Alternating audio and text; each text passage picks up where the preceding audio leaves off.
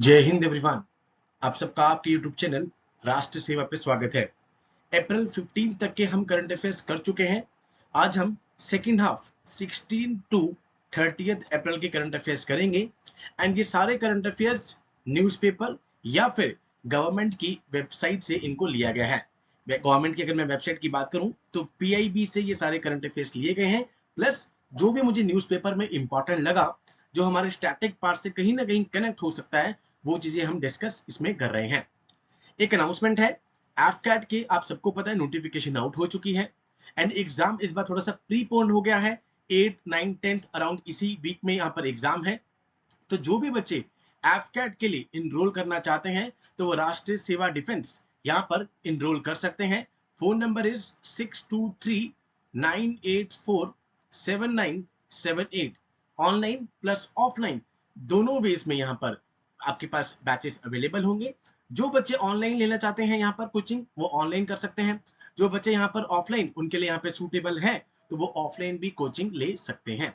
हमारे जितने भी टीचर्स हैं वो सब यहाँ पर इन एग्जाम से गोन थ्रू हो चुके हैं, रेदर क्लियर कर चुके हैं। आपने देखा अभी लास्ट, आपने अगर वीडियो देखी होगी तो दीक्षा मैम जो कि ऑलरेडी 5 बार सीडीएस और एफकैट को क्लियर कर चुकी हैं, रेदर एसएसबी रिकमेंडेड है, अभी मेरिट आउट हुई हैं। उसके बाद हमारे एनडीए टीचर आप देख रहे हैं राजीव सर, वो खुद 3 बार अब एनडीए क्लियर कर चुके हैं। एंड रिसेंटली आपने देखा कि जो एनडीए 1 2024 है वो भी उनका अभी क्लियर हो गया है। एंड इसके बाद अभी उनका एसएसबी इंटरव्यू है। तो जो भी बच्चे यहाँ पर इनरोल होना चाहते हैं for the CDS, NDA, even for the CAPF, हमने उसके लिए भी बैच स्टार्ट किया हुआ है। सीएपीएफ में अगर कोई पेपर 2 की तैयारी करना चाहता है, कई बच्चों को यहाँ पर इंग्लिश में इश्यू आता है, तो इंग्लिश के लिए भी हमने यहाँ पे स्पेसिफिकली पार्ट 2 के लिए यहाँ पर बैच स्टार्ट कर दिया है। So let's start the session without wasting a single minute. सबसे पहली न्यूज अगर हम बात कर लें तो हमारे पास आती है, दिस इज श्री राम लल्ला। ठीक है, अयोध्या में हमने देखा आपने अप्रैल में कि जो इंडियन इंस्टीट्यूट ऑफ एस्ट्रोफिजिक्स है, ये न्यूज थी यहाँ पर ministry of science and technology की। It played crucial role in bringing sunlight, sunlight यहाँ पर फोरहेड पे लाई गई। तो यहाँ पर अब क्वेश्चन क्या आएगा, आईआईए नंबर 1, ये यहाँ पर फैक्ट आ सकता है। क्या ये टेक्नोलॉजी थी, ये भी हम डिस्कस करते हैं। ठीक है, अब इंडियन इंस्टीट्यूट ऑफ एस्ट्रोफिजिक्स एक ऑटोनोमस बॉडी है, department of science and technology that is DST के अंतर्गत, जिसने यहाँ पर क्रूशियल रोल प्ले करा इन सूर्य तिलक प्रोजेक्ट। सूर्य तिलक प्रोजेक्ट जो था अयोध्या पे, अयोध्या कौन सी रिवर पे है, सरयू रिवर के ऊपर अयोध्या आता है। अंडर दिस प्रोजेक्ट सनलाइट को यहाँ पर रामलला के फोरहेड पे लाया गया 12 बजे on the occasion of Shri Ramnavami in the Chaitra month. ठीक है, रामनवमी पे ये यहाँ पर जो भी प्रोजेक्ट था इसको एग्जीक्यूट किया गया। यहाँ पर आईए की टीम ने सारी कैलकुलेशन करी कि सन की पोजीशन क्या होगी, डिजाइन किस तरीके से करना है, ऑप्टिकल सिस्टम को ऑप्टिमाइजेशन किस तरीके से करनी है, एंड सारी इंटीग्रेशन अलाइनमेंट किसने करी है, आईआईए ने, जो कि एक ऑटोनोमस बॉडी है अंडर डीएसटी। नाउ जो फाइनल डिजाइन था वो किस तरीके से था, 4 मिरर थे, 4 लेंसेज थे। उसके बाद उसको इंप्लीमेंट किया गया। Once the full temple is constructed by placing the mirror lenses in their permanent fixtures. इसको किसने यहाँ पे डिजाइन किया था, this is very important for the exam, Optica Bangalore, और इंप्लीमेंटेशन की थी इसकी बाय द CSIR CBRI। ये डायरेक्टली आपसे पूछा जा सकता है। I hope this is clear. ये न्यूज थी हमारे पास पहली न्यूज। नेक्स्ट न्यूज आप देख रहे हैं, आज ही जून 4, आज इलेक्शंस का रिजल्ट आना है। उसके बाद हम देखेंगे 18th लोकसभा कॉन्स्टिट्यूट हो जाएगी। 17th लोकसभा की 16 जून को लास्ट डेट है। दैट मींस 17th लोकसभा की टर्म 16th ऑफ जून को खत्म हो जाएगी। उसके बाद हम देखेंगे आज जो भी इलेक्शंस जीतेगा यहाँ पर वो 18th लोकसभा कॉन्स्टिट्यूट करेगा। तो इलेक्शन कमीशन ने यहाँ पर अप्रैल की न्यूज है, जब स्टार्ट हुआ था 18th लोकसभा के लिए सारे की सारी जितनी भी बिगेस्ट फेस्टिवल जो है डेमोक्रेसी का, सारी प्रिपरेशन कर दी थी। एंड इसके बाद आपने देखा कि इस बार एक कॉन्सेप्ट आया था, वोट फ्रॉम होम। 85 ईयर्स से ऊपर जो भी है यहाँ पे, ठीक है, 40% डिसेबिलिटी है, वो घर से वोट कर सकता है। ठीक है, उसके बाद यहाँ पर सारी फैसिलिटीज दी गई थी उन्हें, पिक एंड ड्रॉप की, यहाँ पे सिग्नेच की, ब्रेली सिग्नेच की ईवीएम पे, वॉलंटियर्स रखे गए थे, व्हील चेयर फैसिलिटीज यहां पर बुक कर सकते थे via app ECI, election commission of India सक्षम ऐप। ठीक है, this app is also useful for the exam.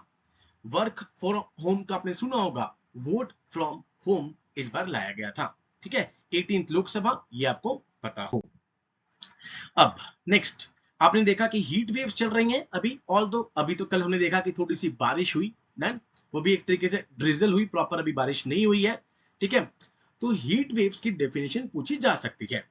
अब नंबर 1 जिसे हम कह देते हैं लू, that is very important for the जायद क्रॉप्स। आपने देखा 3 क्रॉप्स आती हैं, खरीफ, जायद एंड द राबी क्रॉप्स। अब जायद क्रॉप्स आप देखते हैं मस्कमेलन, वाटरमेलन, ये सब इनका स्वीट फैक्टर लू के ऊपर डिपेंड करता है। जैसे ही पहली बारिश आएगी आप देखेंगे कि इन सब का स्वीट फैक्टर एकदम से खत्म हो जाएगा। अब नाउ हीट वेव्स की डेफिनेशन IMD के हिसाब से अलग अलग क्या है। प्लेन अगर एरिया होगा और अगर वहां पर 40 डिग्री से ज्यादा टेम्परेचर रिकॉर्ड किया गया तो उसको यहां पर हीट वेव कहा जाएगा। कोस्ट एरिया पे अगर वो 37 से ज्यादा है तो उसको हीट वेव्स कहा जाएगा। हिल्स में अगर वो 30 से ज्यादा है तो उसको हीट वेव्स कहा जाएगा। पहली डेफिनेशन आपके पास ये आ जाती है कि किस तरीके से फिजियोग्राफी के हिसाब से हीट वेव्स की डेफिनेशन है। नंबर 2, नॉर्मल टेम्परेचर से कितना डिपार्चर होगा कि उसको हीट वेव कहा जाएगा। अगर डिपार्चर 4.5 से 6.4 डिग्री का होता है तो उसको हीट वेव कहा जाएगा। सिवियर हीट वेव अगर 6.4 से ज्यादा डिपार्चर होता है तो उसको सिवियर हीट वेव के नाम से जाना जाता है। नाउ अब based on the maximum temperature, अगर 45 डिग्री से ज्यादा होगा मैक्सिमम टेम्परेचर तो हीट वेव, अगर 47 से ज्यादा होगा तो सिवियर हीट वेव्स। 2 दिन तक लगातार IMD इसको देखती है, उसके बाद हम देखते हैं कि इसको हीट वेव यहां पर डिक्लेयर कर दिया जाता है। I hope this is clear. इसी कॉन्सेप्ट पे हमारे पास एक और चीज आती है, मेरीन हीट वेव्स। मेरीन नाम से पता लग रहा है जब पानी में टेम्परेचर बढ़ेगा तो उसको मेरीन हीट वेव्स कह देते हैं। नाउ अब ये सारे क्राइटेरिया कब होंगे, अगर यहाँ पर एटलीस्ट 2 स्टेशंस, 2 स्टेशंस पर ये सारी क्राइटेरिया हो रहे हैं और 2 कॉन्जिक्यूटिव डेज हो रहे हैं लगातार, तो ही इसको हीट वेव्स यहाँ पर डिक्लेयर करेगी IMD। I hope this is clear. Heat wave concept is very important for the exam. Next हमने देखा कि chief of the naval staff, although अभी आर्मी के स्टाफ की यहाँ पर 1 महीना, यहाँ पर जो एट प्रेजेंट चीफ है उनको एक्सटेंशन मिल गई है। 30th आर्मी चीफ आएंगे अभी, ठीक है, जून के एंड में। बट हमारे पास देखते हैं कि CNS chief of the naval staff आ गए हैं, जो कि 26th नेवल चीफ हैं यहाँ पर। ठीक है, vice admiral Dinesh Kumar Tripathi sir, जो कि अब नेवी चीफ यहाँ पर बन चुके हैं। आई होप दिस इज क्लियर। ये न्यूज तो थी 19 अप्रैल की, बट अब हम देखते हैं कि एट प्रेजेंट वो चीफ बन चुके हैं। उसके बाद इंडियन नेवी की नेक्स्ट है कि उन्होंने एक एक्सरसाइज करी, एक्सरसाइज पूर्वी लहर। पूर्वी नाम से पता लग रहा है ईस्ट कोस्ट पे करी। ठीक है, इंडियन नेवी ने एक्सरसाइज पूर्वी लहर करी यहाँ पे, under the control of the flag officer commanding in chief eastern naval command. ठीक है, ईस्टर्न नेवल कमांड हो गई यहाँ पर। ये ऑपरेशन था क्या, जिसमें उन्होंने सारे प्रोसीजर्स को असेसमेंट करी कि भाई जो मैरीटाइम सिक्योरिटी चैलेंजेस हैं, लगातार आप देख रहे हैं कि सोमालिया वाली साइड से पायरेट्स वाला इशू, हम देखते हैं कि ऑपरेशन संकल्प जो कि यहाँ पर इंडियन नेवी ने एग्जीक्यूट करा। एंड यहां पर हम देखते हैं कि जो ये सक्सेसफुल पूर्वी लहर थी, ये रीअफर्म कर रही है कि हम ग्रोइंग जो सिक्योरिटी चैलेंजेस हैं किस तरीके से उसको रिजॉल्व कर सकते हैं। ठीक है, नेक्स्ट न्यूज थी आपके पास INSV Indian naval sailing vessel Tarini.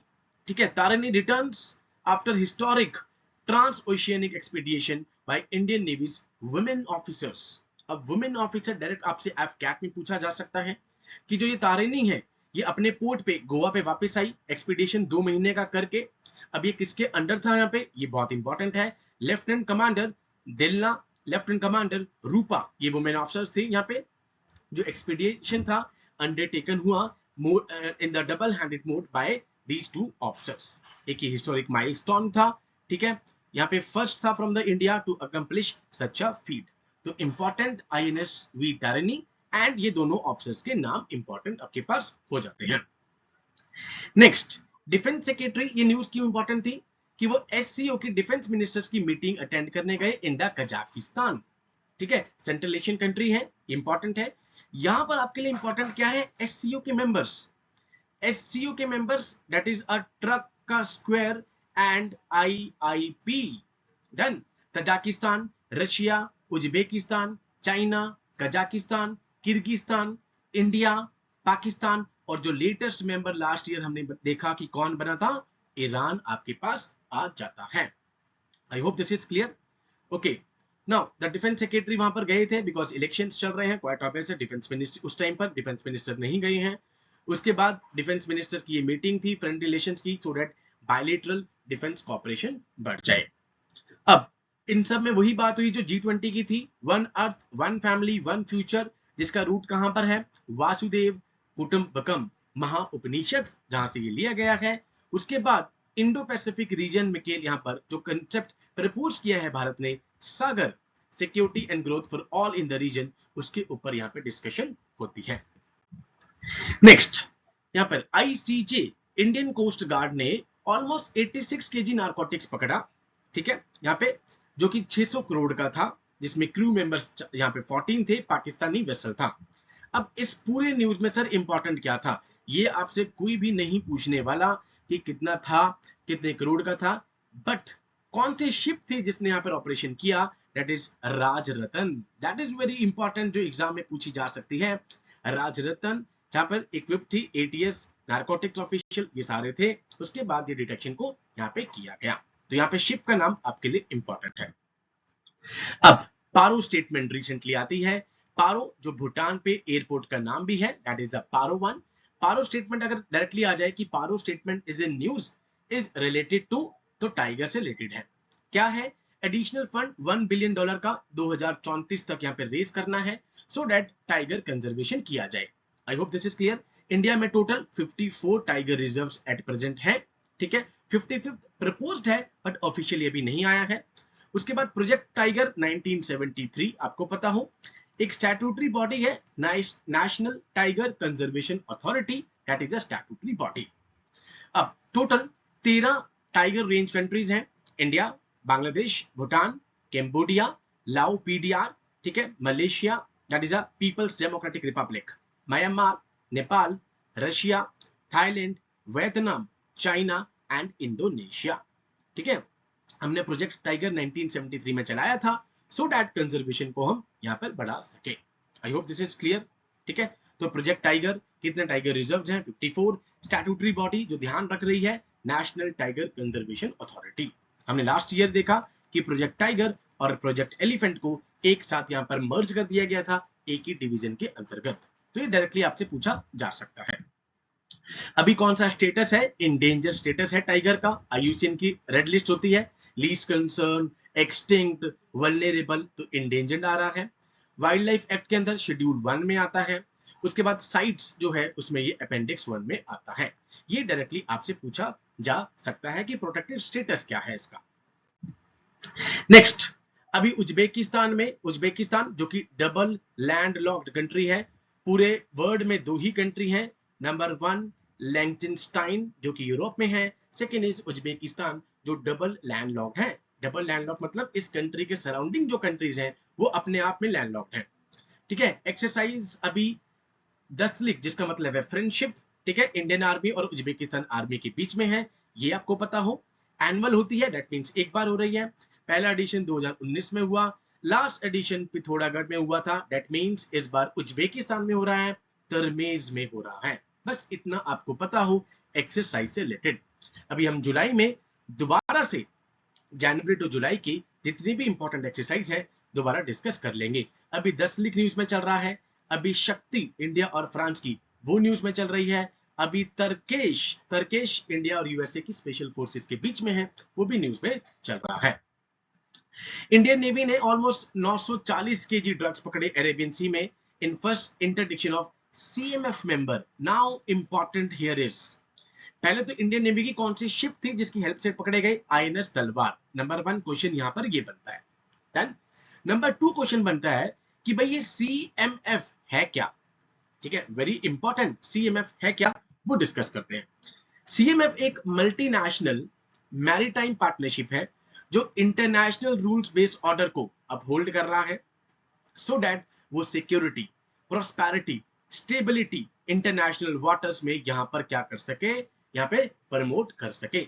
जो भी इंटरनेशनल वाटर्स है उसमें सिक्योरिटी, स्टेबिलिटी और प्रॉस्पेरिटी को प्रमोट कर सके। एट प्रेजेंट उसमें 44 कंट्रीज हैं, ठीक है, नेशंस हैं, इंडिया उसका मेंबर है। उसके बाद इसको कमांड कौन करता है, यूएस का navy vice admiral who also served as the commander. US navy central command, NAVCENT and the US fifth fleet, सारी all three commands are co located at US naval support Bahrain, ठीक है, Bahrain headquarter हो गया। I hope this is clear. India member है combined maritime forces. Next news थी UN women. खाली यही news थी कि यूएन वुमेन क्या होती है, ठीक है, ये हम डिस्कस करते हैं। एक ही यूनाइटेड नेशन की एंटिटी है जो कि जेंडर इक्वालिटी और जेंडर एम्पावरमेंट की तरफ काम कर रही है, ठीक है, जिसके थ्रू हम देखते हैं कि यूएन वुमेन किस तरीके से प्रोग्रेस में हेल्प कर रही हैं, ठीक है, वर्ल्ड वाइड यहाँ पर एग्जाम्पल सेट कर रही हैं, ये इंपॉर्टेंट है। 2010 में, this is a second fact which is very important, 2010 में इसको क्रिएट किया गया यूएन वुमेन को, सो दैट जेंडर इक्वालिटी और उसके बाद एम्पावरमेंट ऑफ वुमेन, इन सारे चैलेंजेस को एड्रेस किया जा सके। तो दो कॉन्सेप्ट है, 2010 में स्टार्ट किया गया, dedicated to gender equality. Now next news, तो अभी आपने देखा कि एमडीएच, ये कुछ सिंगापुर, हांगकांग, इवन यूएसए कुछ जगहों पर मसाले रोके गए। अब इसमें न्यूज में इंपॉर्टेंट क्या है, ठीक है, माशियाती घट्टी एमडीएच का full form, due to salmonella contamination, भाई ये बताया गया कि इस कारण इसको रोका गया है। प्लस यहां पर सिंगापुर, हांगकांग ने कहा कि इसके अंदर एथाइलिन ऑक्साइड है। ये डायरेक्ट आपसे क्वेश्चन पूछा जा सकता है।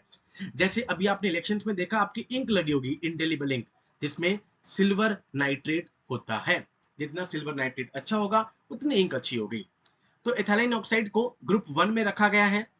ये कहा गया है कि इससे भाई कैंसर हो सकता है, ब्रेस्ट कैंसर या इसमें किसी भी तरह का कैंसर जो है ये कार्सिनोजेनिक है, इससे कैंसर हो सकता है। तो साइंस का क्वेश्चन, एथाइलिन ऑक्साइड आपके लिए इंपॉर्टेंट है। सैल्मोनेला क्या होता है, that is also important. Salmonella US की फूड एंड ड्रग एडमिनिस्ट्रेशन ने कहा है कि ये ग्रुप ऑफ बैक्टीरिया है जो गैस्ट्रो इंटेस्टाइनल इलनेस और फीवर को कॉज करता है, जिसका नाम है सैल्मोनेलोसिस। एक फीवर को यहां पर ये कॉज कर रहा है। सैल्मोनेला एक टाइप का बैक्टीरिया है। ये कहां पर मिलता है, एनिमल के इंटेस्टाइन में होता है and even can be found in their ficus, ठीक है। उसके बाद ये ह्यूमन पे स्प्रेड हो सकता है अगर वो उस एनिमल के साथ कांटेक्ट में आते हैं, ठीक है, या फिर उनके एनवायरनमेंट में वो आइटम मिल रहा है। डन, तो एनिमल से यहां पर ह्यूमन में ये जा रहा है। देन अगर वो कांटेक्ट में आ रहे हैं तो ethylene oxide and second is salmonellosis, ठीक है।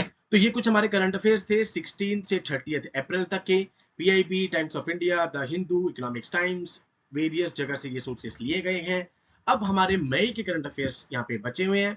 ऑल्दो मैंने उनकी स्लाइड्स बना चुका हूं, जल्दी आपको इसी वीक में मई के करंट अफेयर्स भी मिल जाएंगे। एंड उसके बाद हम वीकली करंट अफेयर्स को अपडेट करते रहेंगे, सो दैट यहाँ पर डिले ना हो, ठीक है। बिकॉज बीच में एनडीए का एग्जाम आया, सीडीएस का एग्जाम आया, तो थोड़ा सा डिले हुआ। तो जून से लेकर अब हम 1 टू 7 जून भी इसी हफ्ते डिस्कस कर लेंगे, सो दैट वीकली बेसिस पे आपके करंट अफेयर्स कंप्लीट हो जाए। So with these words, I conclude my today's session. Jai Hind to all. Take care.